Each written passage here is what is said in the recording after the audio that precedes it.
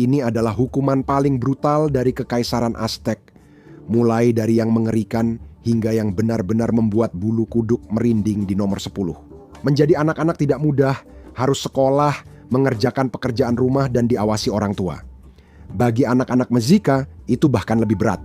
Dalam budaya Aztec, sejak usia 4 tahun, kamu sudah diharapkan seperti orang dewasa kecil. Membantu pekerjaan rumah, memasak, bekerja, dan belanja di pasar. Dan meskipun komunitas Aztec awal tidak menganggap anak-anak bertanggung jawab secara hukum sampai usia 10 tahun, itu tidak menghentikan mereka untuk benar-benar menghukum berat anak-anak yang tidak patuh. Ini mengarah langsung ke kaktus magai yang besar dan menakutkan. Orang tua secara hukum boleh mengambil duri kaktus magai dan menusukkannya ke pergelangan tangan anak-anak mereka. Penusukan pergelangan tangan cukup umum, bahkan ada ilustrasi ibu menusukkan jarum magai ke pergelangan tangan putrinya yang menangis di naskah kuno Aztec. Ini membuatmu sadar bahwa kamu tidak terlalu menderita saat orang tuamu mengambil ponselmu. Tapi bangsa Aztec melakukan hal yang lebih kejam pada anak nakal. Nomor 9, bangsa Aztec memiliki keyakinan yang cukup kuat tentang apa yang membuat seseorang menjadi warga negara yang baik. Rajin, tekun, patuh, dan hormat. Jadi masuk akal jika mereka mengandalkan tindakan ekstrim untuk memastikan anak-anak mereka tumbuh dengan benar. Itulah sebabnya ketidakpatuhan yang parah bisa berujung pada siksaan cabai. Mereka akan mengumpulkan tumpukan cabai pedas Mesoamerika, membakarnya, dan membiarkan asap cabai yang penuh dengan iritasi capsaicin yang menyakitkan itu naik ke mata anak-anak mereka yang sedang ditahan di atas api.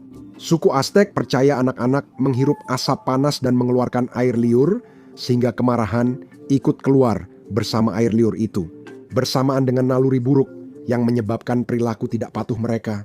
Dan kalau Anda tidak percaya pada kami, ini adalah satu lagi yang kami punya bukti fotografis atau lebih tepatnya bukti piktografis dari naskah-naskah zaman itu. Bukankah menakjubkan peradaban berusia ratusan tahun meninggalkan catatan aktivitasnya?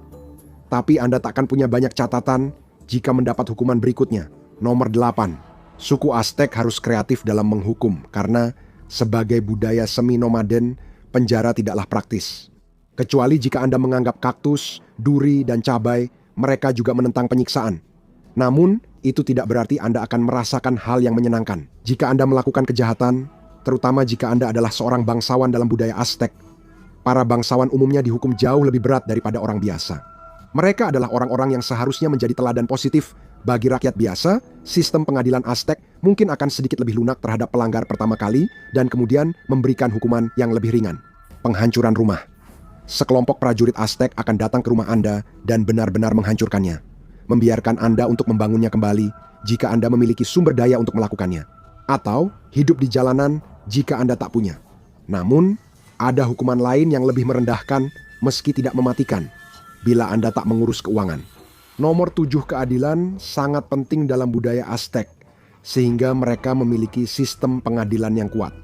Setiap kota bertanggung jawab membuat dan menegakkan aturannya sendiri, dengan prajurit Aztec berpengalaman sebagai hakim. Jika melakukan kejahatan keuangan seperti meminjam secara meragukan atau merusak properti orang lain, kamu harus membayar kembali kreditormu. Dan jika kamu tidak bisa membayar mereka kembali, saat itulah hukuman mulai berlaku. Perbudakan sebagai hukuman. Jika kamu tidak bisa membayar dengan uang, kamu harus membayar dengan tenaga kerja. Pihak berwenang akan membuat kontrak yang menjadikanmu budak kreditormu hingga utang lunas.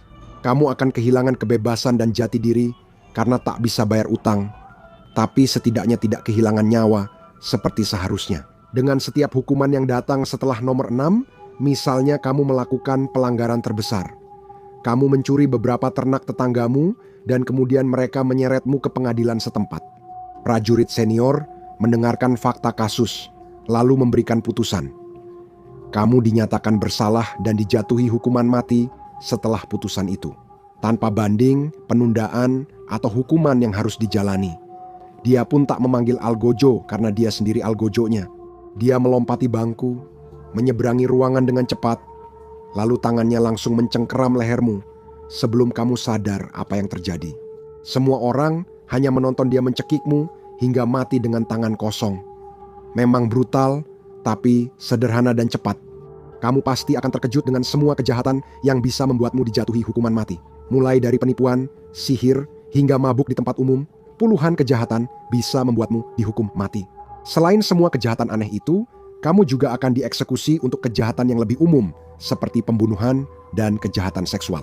Sekarang kamu akan tahu apa yang mereka lakukan pada pezina nomor 5. Ini adalah kejahatan lain yang jelas memiliki standar ganda. Kamu tidak bisa mengharapkan budaya yang ada antara tahun 1300 dan 1500-an menjadi begitu progresif. Pria dinyatakan bersalah berzina hanya jika wanita selingkuhannya juga telah menikah. Namun, wanita tetap dianggap bersalah meski pria yang diselingkuhi sudah menikah atau belum. Ironisnya, pria juga dianggap bersalah jika berselingkuh dengan wanita menikah. Bangsa Aztec sangat serius soal ini. Mereka bahkan tak hanya mengeksekusi pezina, orang-orang yang mengetahui perselingkuhan tersebut tetapi tidak melakukan apa-apa untuk menghentikannya dianggap sebagai kaki tangan kejahatan dan semua orang yang terlibat bisa mendapatkan hukuman mati. Seperti sekarang, perselingkuhan dulu juga jadi topik panas dan gosip. Jadi seluruh kota berkumpul menyaksikan persidangannya. Persidangannya tidak berlangsung lama, dan ketika prajurit Aztec yang memimpin kasus tersebut menyatakan semua orang yang terlibat bersalah, saat itulah partisipasi penonton dimulai. Semua di kerumunan mulai melempar, rentetan batu menghantam para terdakwa, memar dan mematahkan tulang mereka, hingga semua yang bersalah tewas di bawah tumpukan batu besar. Hukumannya sangat tidak sebanding, tetapi dalam budaya yang menjunjung tinggi nilai-nilai keluarga yang ketat, eksekusi publik yang brutal menjadi contoh yang abadi. Tak ada yang ingin jadi korban lemparan batu, meski banyak budaya menerapkan hukuman rajam. Berikutnya, hukuman brutal, khas suku Aztec nomor 4. Beberapa nasib paling brutal yang bisa dibayangkan adalah yang disediakan untuk para prajurit yang berani melawan kekuatan tentara Aztec. Tapi, sebagai beberapa pria, paling dipenuhi testosteron dalam sejarah.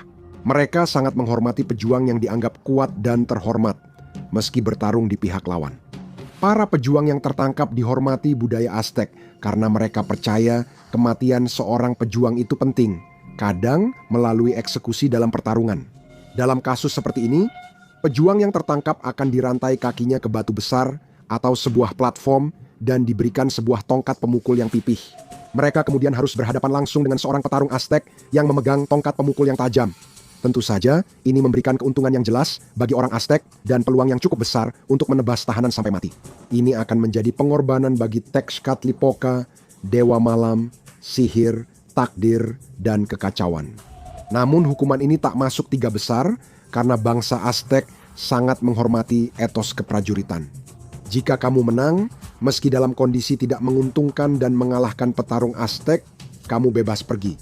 Sayangnya, hal yang sama tidak berlaku jika kamu berakhir di salah satu dari 3 hukuman teratas kami. Nomor 3. Jika bangsa Aztec benar-benar punya alasan untuk tidak menyukaimu, maka mereka punya hukuman yang sempurna untuk memperpanjang rasa sakitmu selama mungkin.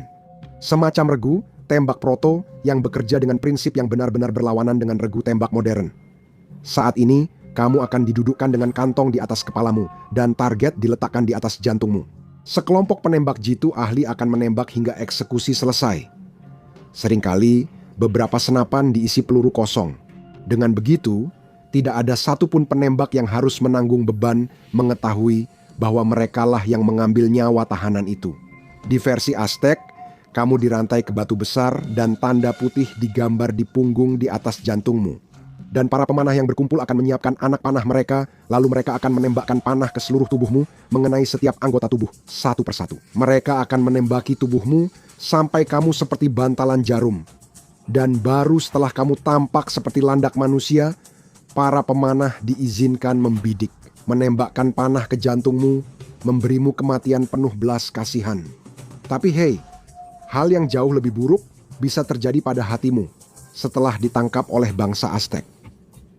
Nomor 2, pengorbanan Aztec adalah hal yang menarik dan rumit, terutama jika kamulah yang dikorbankan. Semua pengorbanan ini bertujuan agar Dewa Mashika memakan darah manusia. Namun, pelaksanaan setiap ritual tergantung pada dewa yang dihormati, dengan tawanan perang sering menjadi korban utama. Jika mereka ingin mengorbankanmu untuk Huitzilopochtli, kamu akan dibawa ke salah satu piramida kembar di Templo Mayor dan diikat ke batu. Sebagai persiapan, bertemu pendeta tinggi Aztec dan pisau obsidian kesayangannya dengan ketelitian seorang ahli yang telah melakukannya ribuan kali. Pendeta tinggi akan membelah dadamu dengan pisau itu saat kamu masih hidup, lalu mengambil jantungmu yang masih berdetak. Jantungmu akan diberikan pada Dewa Matahari, tubuhmu dikirimkan ke prajurit Aztek yang menangkapmu. Dia bisa memotong tubuhmu, mengirimkan potongannya ke tokoh penting sebagai penghormatan, atau memakannya untuk memperoleh kekuatan dan status di budaya prajurit. Entah bagaimana, masih ada hukuman dan pengorbanan yang lebih buruk. Menjadi prajurit tawanan yang dikorbankan untuk Tezcatlipoca atau Huitzilopochtli pasti sangat menyedihkan. Tapi itu tidak ada apa-apanya dibandingkan dengan penderitaan mereka yang dipersembahkan kepada Xiotokli atau kakak metaforisnya Huatel kepada kedua dewa api.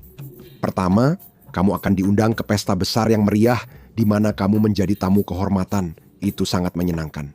Yang tidak begitu menyenangkan adalah setelah makanan dan minuman habis, kamu dilemparkan ke dalam api, lalu diangkat keluar dari api, dan kemudian dilemparkan kembali ke dalamnya. Itu siksaan penuh rasa sakit terbakar, dan sebelum mati, tubuh hangusmu diseret keluar dari api. Seorang pendeta bisa saja, seperti yang kamu duga, merobek jantungmu dengan pisau obsidian, lalu tubuhmu dilempar ke api. Mengapa tidak menikmati aksi brutal Aztek lainnya? Cek. Dia membunuh seorang putri dan membuat pendetanya memakai kulitnya, atau tonton ini saja